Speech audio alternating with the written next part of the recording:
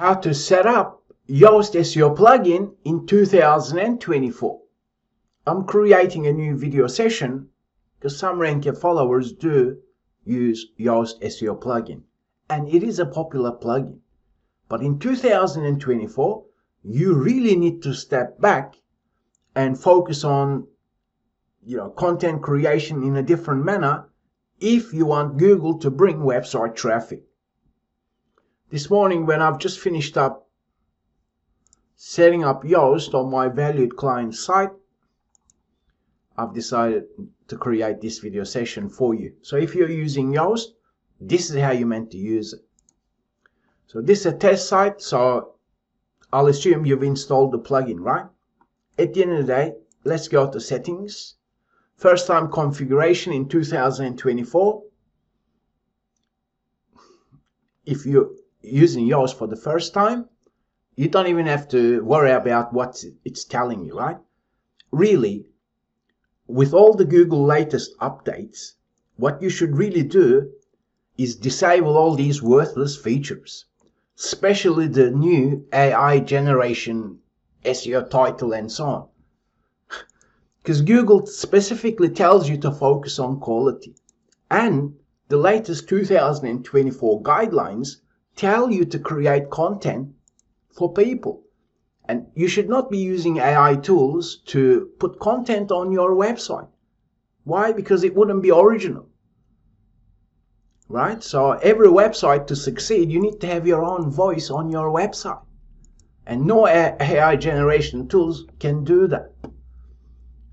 And Google is really cracking down on AI generation tools, including on YouTube as well, okay? So then, let's just disable all these worthless features. You don't have to take my word for it. You can enable it and see the results for yourself. Or you can disable it and focus on creating content for people. Here we've got Cornerstone. Let's disable that, internal linking suggestions. Forget about things like that. What you can use though, if you're marketing on Facebook, remember that. If you're marketing on Facebook, then enable this.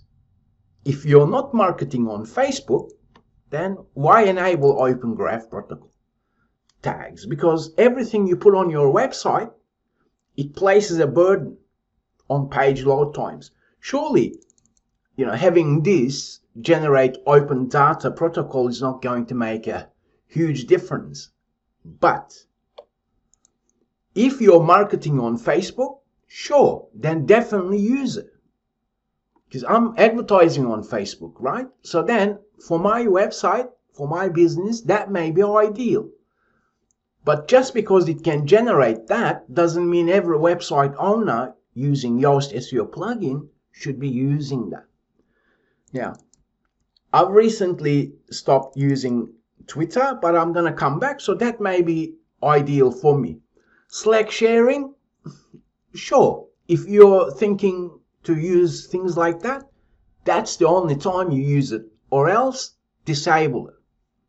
We've got this admin bar tools. That's not that important. Why? Because it's just gonna have an option for Yoast SEO plugin here. Right? So you can enable, disable. For that, it doesn't really matter. REST API endpoint. That may be ideal for some website owners, so I won't tell you to enable or disable that. Index now, unlock with premium. Keep your money in your pocket, because then you can do much better stuff on your website. Okay? XML sitemap functionality of Yoast is actually a great feature of Yoast. So let's leave that here.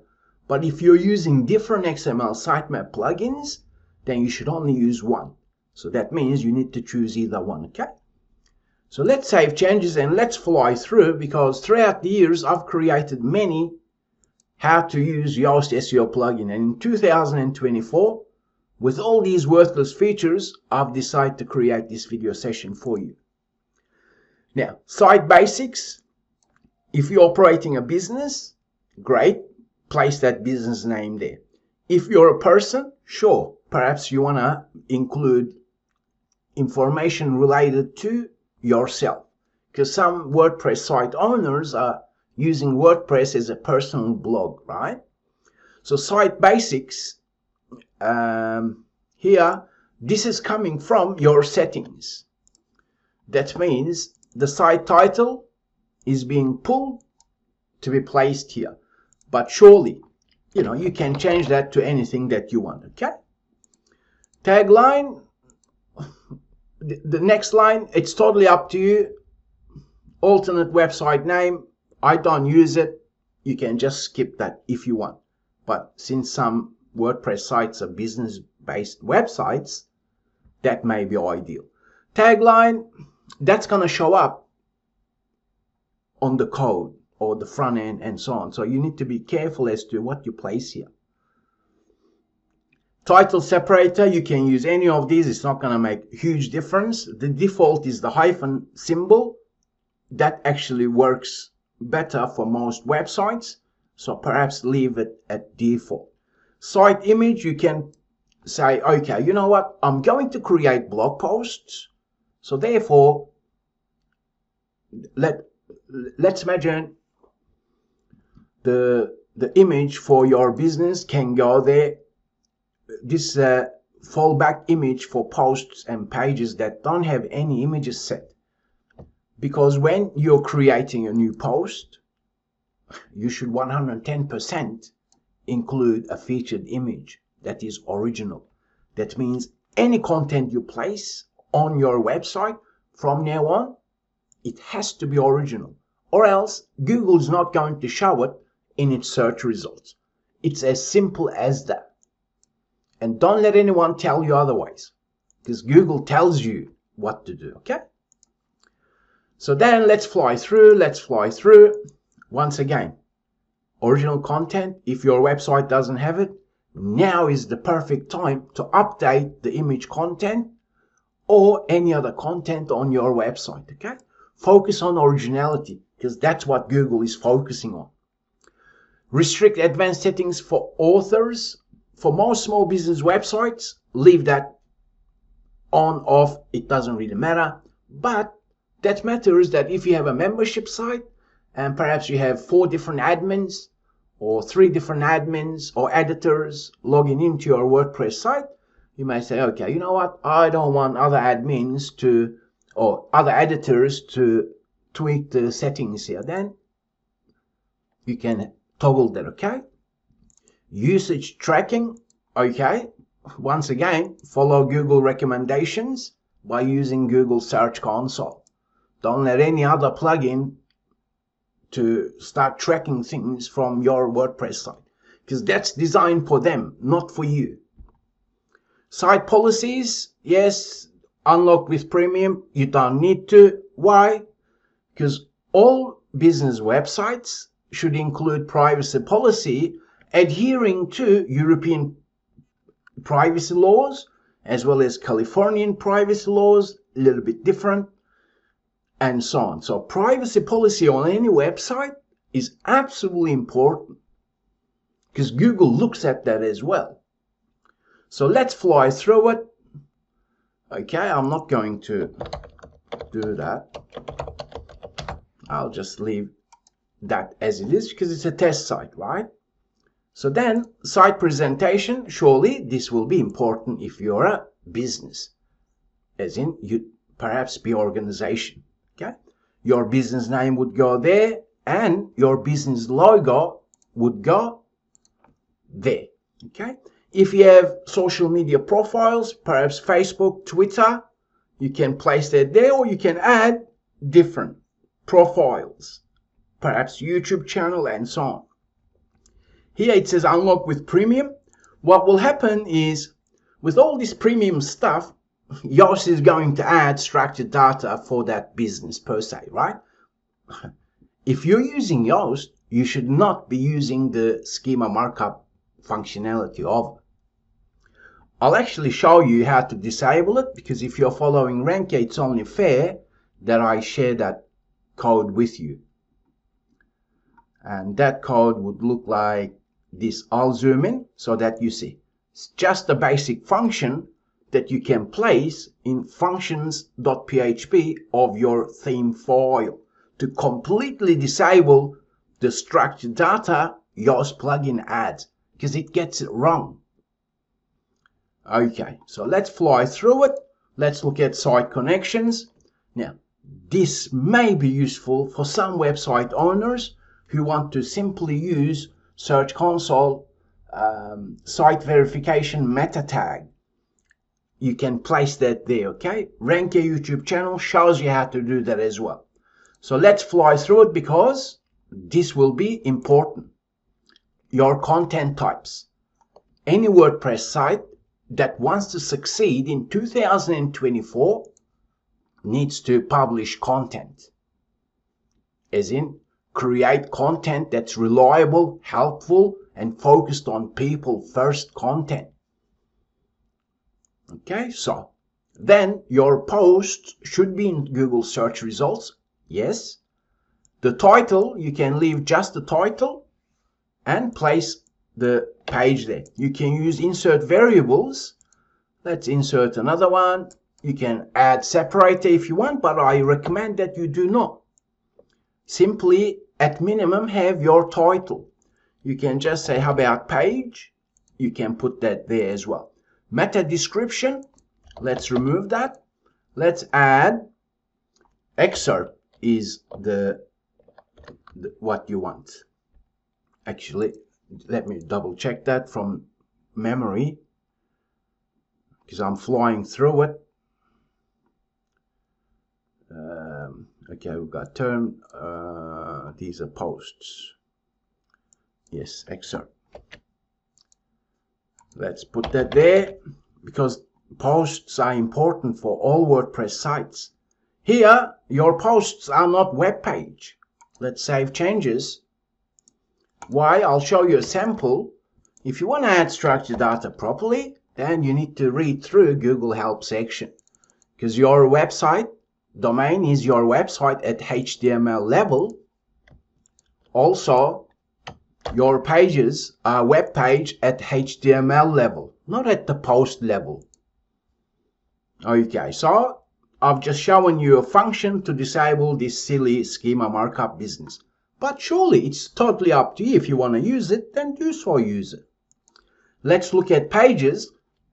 Since pages are also important, have that in search.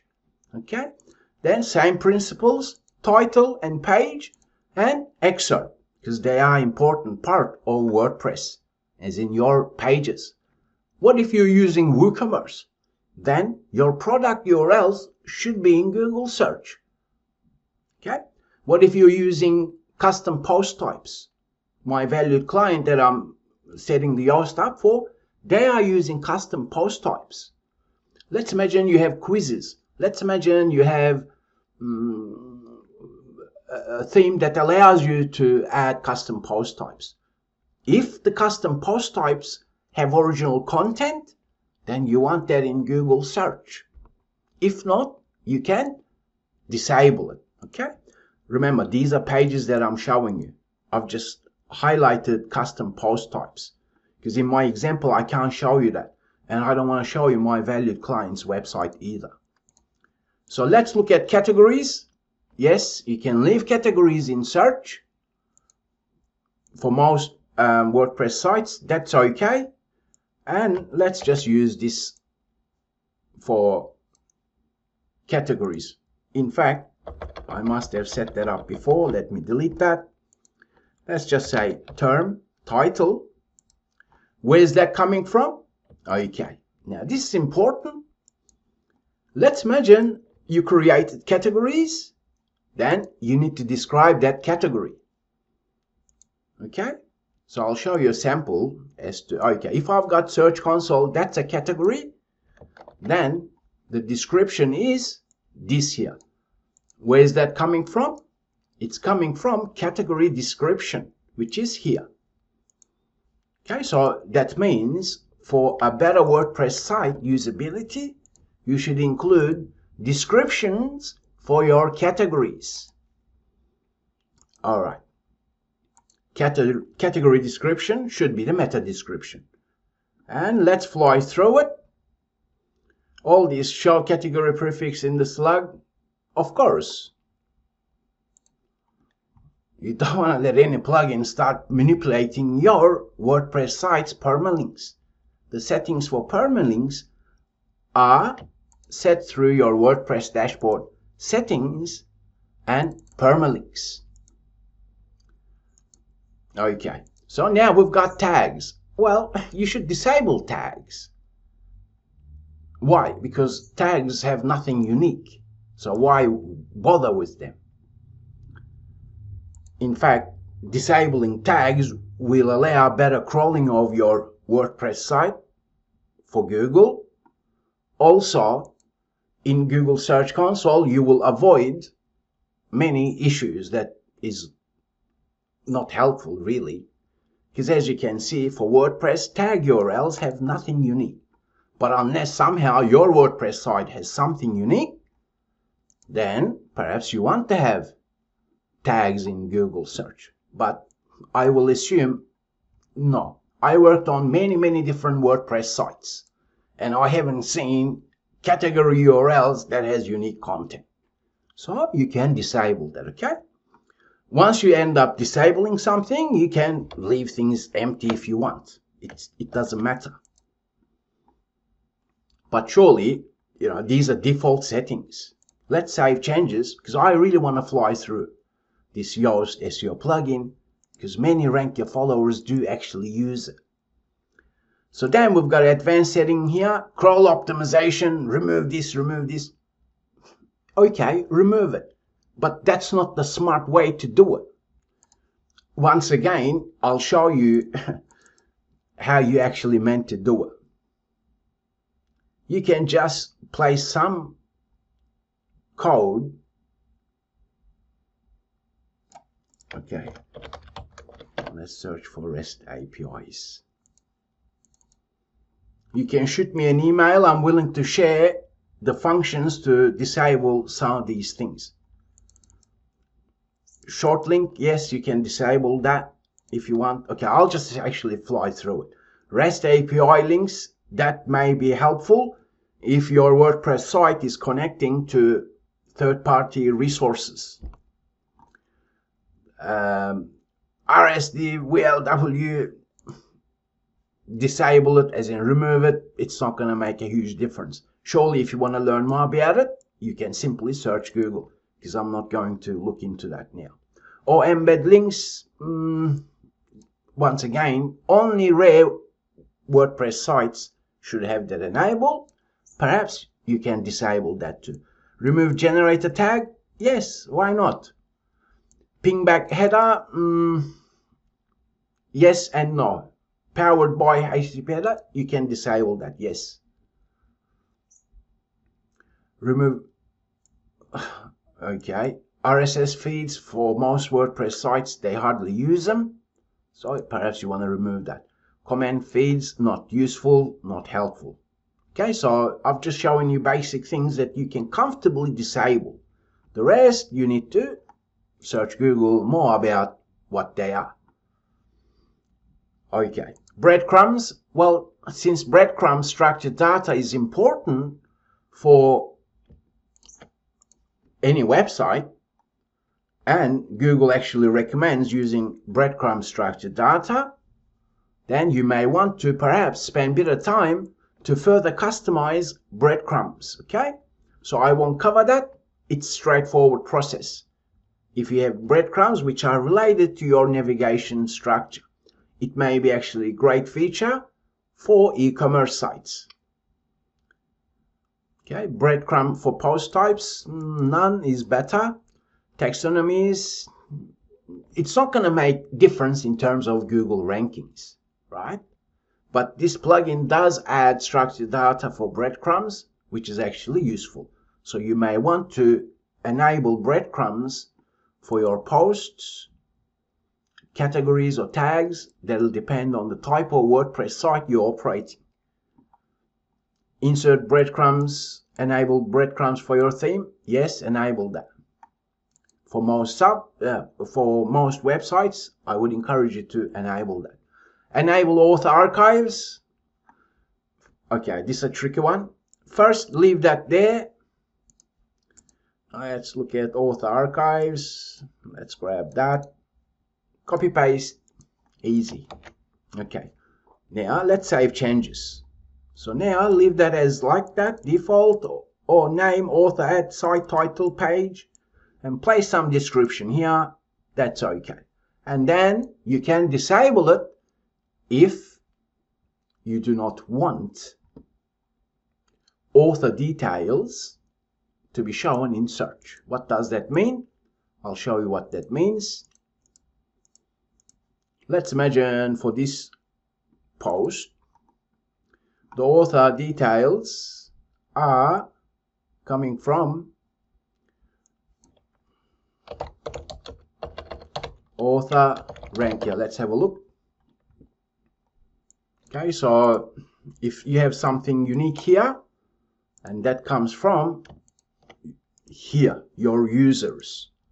So if you're the only person who's using your own website, then perhaps you want to include information in bio for yourself and enable that. But what if you have a forum type website?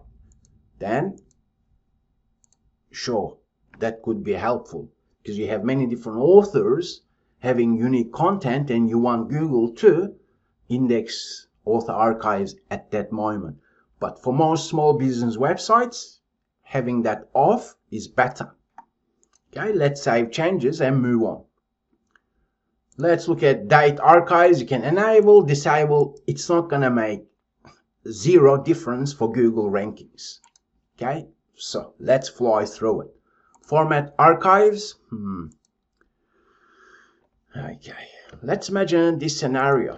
Let's imagine you're creating content and instead of using standard format, let's imagine your website is image based somehow and you end up using these formats. If you do, then enable that.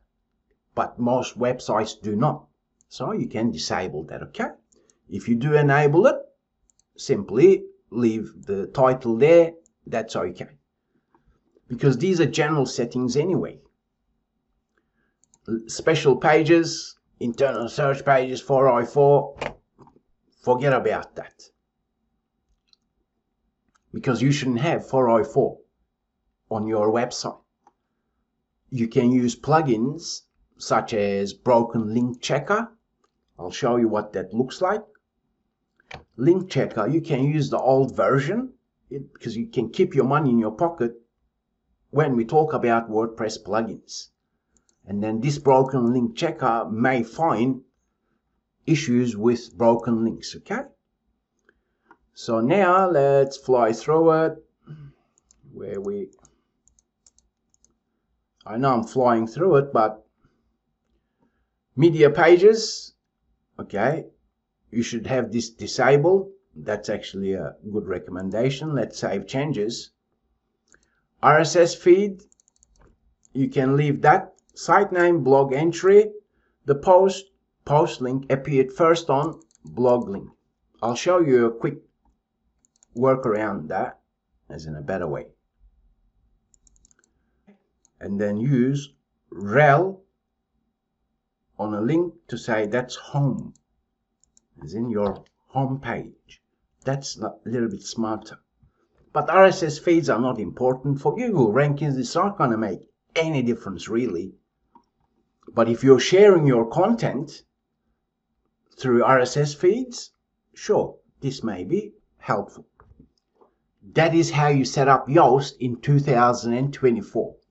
Then, whenever you're adding content on your own website, you can press on screen options and have Yoast SEO settings checked.